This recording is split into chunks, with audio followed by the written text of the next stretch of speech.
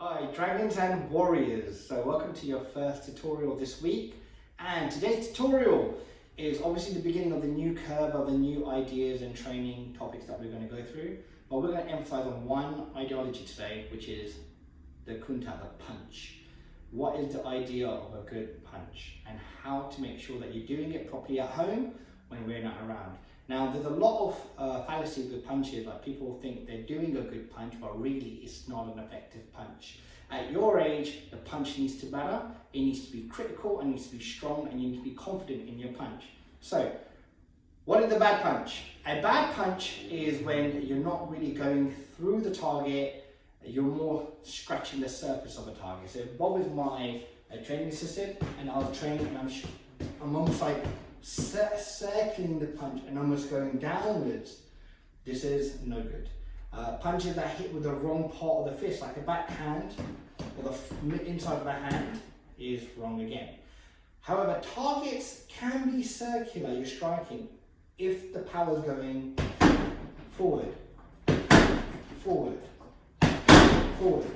The more direct and the more you hit with the correct trajectory, which I'll explain, the more you're going to start having an effective punch. So, what are the ideologies of the punch? So, let's start with the fist. First of all, when you're hitting with the punch, you want to hit with the flat front end of the fist. Not the back, not the inside, not the top, not the bottom. These are targets eventually you'll start using once you've conditioned your hand and your limbs, but for now, no. You're going to use the front of the hand. This is the main punching trajectory. Now, when you punch with the front of the hand, you'll notice that the knuckle has obviously four knuckles if you have a normal fist, and you'll notice with the four fingers, you'll have three knuckles that group together and one index finger knuckle that doesn't. It groups with the middle one, but you have three that group together. This indicates that when you punch, the bottom three fingers is where most of your trajectory and target should land. Can you see this? I'll do it again. When I'm hitting, you will notice, so let me just move my hand.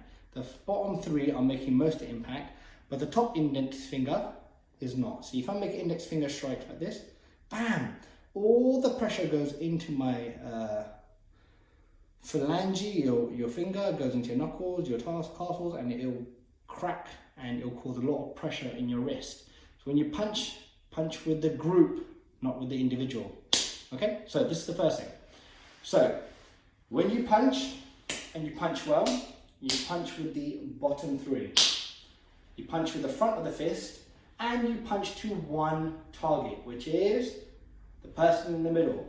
When you're punching and you end up punching this way, especially on live camera, you can see that you're punching to the shoulder line, and if you punched higher, you'd be missing the target. If you're punching even to the middle of the chest, you'll see that even if you go up, you're going to hit the face, you hit down, you're going to hit the gut, you've still got a high success rate of striking. So punching to the vertical midline, the middle, boom, and punching with the bottom of your knuckles with a flat front fist is going to cause a fantastic advantage. This is how you should punch. Now, the second part is, how should my arm move? So you now know how to use the front of the fist, but how should the arm move, right? Should my elbow be out, my shoulders be up, all these sort of things. When people get tired, they start doing these sort of punches. Yes, it's bizarre, but it happens. So when we punch, shoulders, relax, and just keep them drop down and drop back. Don't drop them forward. Push them back. So the body feels like it's standing straight. Elbows can be relaxed and in, not out. Just underneath your shoulders. And when you punch, you drive the fist forward by lifting the elbow. Now watch this exercise. Yeah?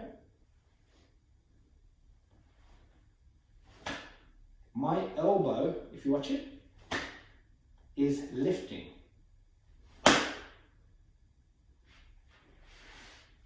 My elbow lifts upwards, boom! And it helps create this piercing punch. Can you see? This boom, piercing punch. I get that power not because I'm throwing it from the side, it's because I'm thrusting the elbow up. Boom! I am accelerating the elbow by hitting one target.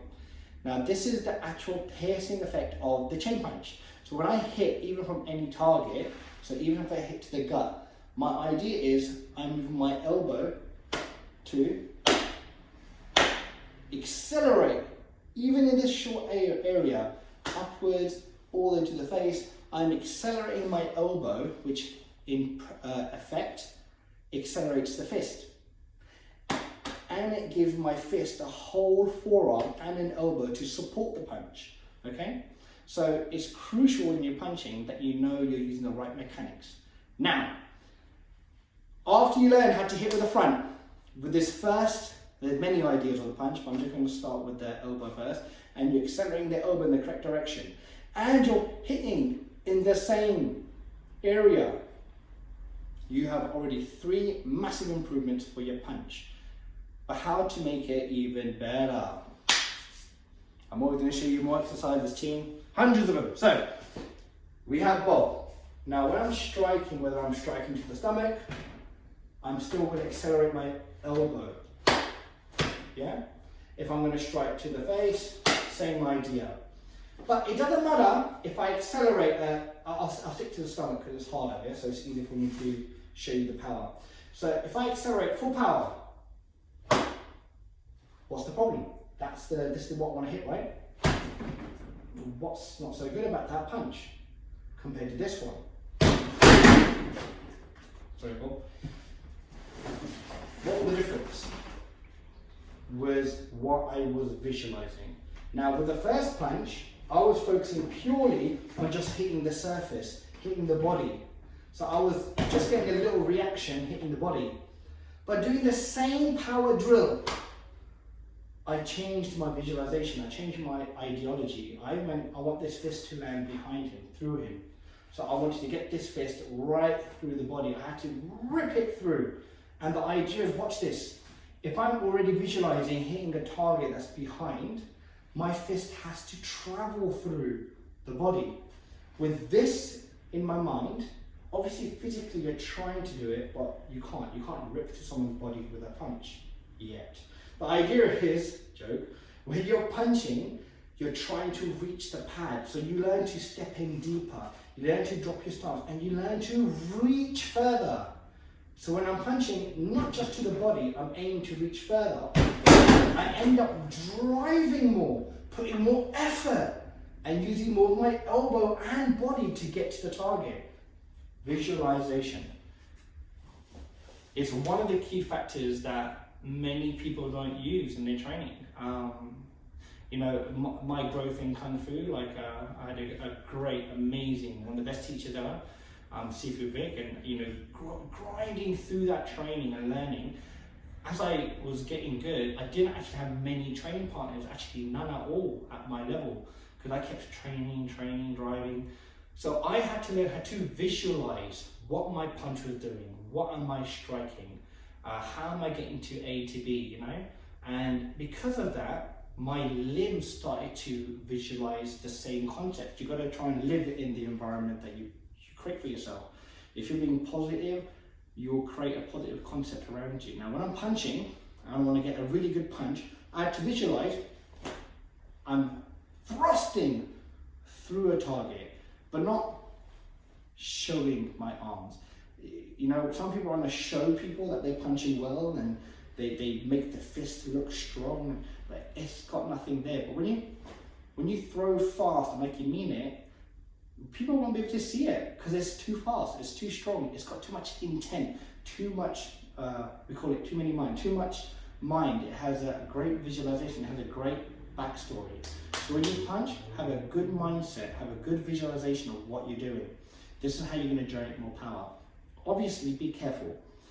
When you start to visualize good and you start to punch really hard, the toe will start going into your hand, onto your wrist, okay? Sometimes your elbow. And when you punch really hard on a target, make sure it's soft, they can hold the target, or the target that you're striking isn't too hard. And when you strike it, you'll feel good. But when you overstrike, sometimes your wrist may start to bend. So you need to make sure that when you punch, you can practice pressing on the bottom 3 knuckles and the wrist is flat. Now, if I bend the wrist in the wrong direction, ow, that and I punch on the press on the inside, you'll start feeling your wrist starts to give in. But if you press flat, you start to feel the strength. Feel the strength of how a good wrist alignment will give you a very good punch. Now, this is for students, Senior Tai Champion BUG, where everyone's punches can become more ferocious, more deadly, more precise. A great martial artist, a fantastic martial artist, uses minimalistic concepts. Like they don't have to use a lot of attacks because they've got such good targets, such good weapons like the punch or the palm or the elbow or the fork side. They've got such good striking systems that they can just deliver one strike and end the self-defense scenario. The lower you go, the more beginner grade you are, the less confidence you have in your striking. Because of that, you end up using it more hastily and you end up, overcompensating, So when you become a great martial artist, which you all are on the journey for, you'll start using your weapons less because you have trust and faith in them. So you can literally give so many warnings, and then when you deliver your one strike, it instantly saves you in a scenario.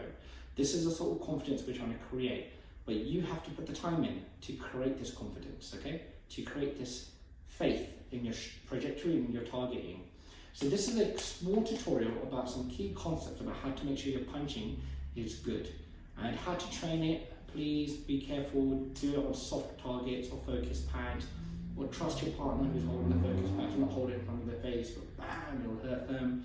If it's a parent holding a pillow and you're gonna punch hard, please don't hit the body, hit slowly, triple up the pillows if you want to, or punch in the air. Now, we're blessed to have so many pieces of equipment, or we'll be able to pick up ideas like use pillows. But many of us in the old days, many years ago, this is like 20 years ago, when we were training, we never had many pieces of equipment or gyms or anything to train at. So we should visualize in the air. And there's nothing better than throwing your punch in the air, because you're not hitting anyone, you're not hitting anything, and you're not going to hurt anyone. So you feel free to let go. You can feel free to let go your punches and not worry too much about if it's doing harm to anyone. The only thing is, you'll feel your own limbs hurt because you're throwing the punches so fast and so hard. So, front, no wrist, no bad targets. Elbow, thrust, speed, target one all the time, and visualization. Think through, look through, and punch through what you are striking for. Okay, students, hopefully you've enjoyed this tutorial. Pretty in-depth idea about some basics of the punch. There's obviously more stuff, but we will go this further on another tutorial. Thank you so much, Dragon Warriors. I'll see you soon. Take care, guys. Bye.